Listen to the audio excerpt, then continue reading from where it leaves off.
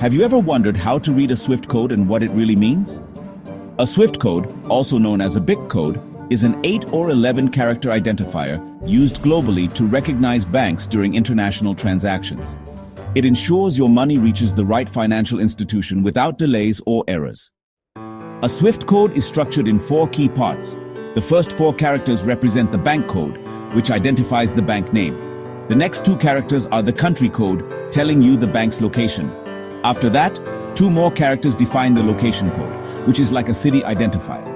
Finally, if there are 3 extra characters, they indicate the branch code, showing the exact branch of the bank. Now here are the top 5 important things to know about reading SWIFT codes. First, the hidden verification digit. Some SWIFT codes include an internal check digit embedded in the location code.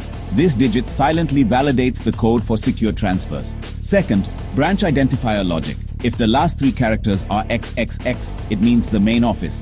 But if numbers appear, they indicate specialized branches, like trade finance or remittance hubs. Third, the country code trick. Not every 2-letter code follows a standard. For example, in some territories, historical codes are used instead of modern ISO country codes.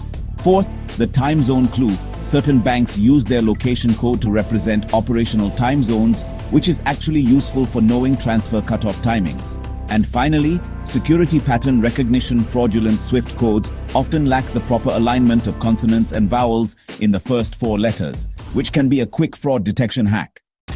So, when you're reading a SWIFT code, always make sure to confirm it on trusted platforms like swift.com or through your bank's official website.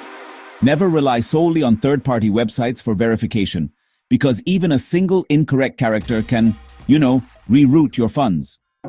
For instance, let's look at this SWIFT code HDFC and BBXX. Here's what it means. HDFC stands for HDFC Bank, IN is for India, BB refers to the Mumbai location, and XX points to the head office.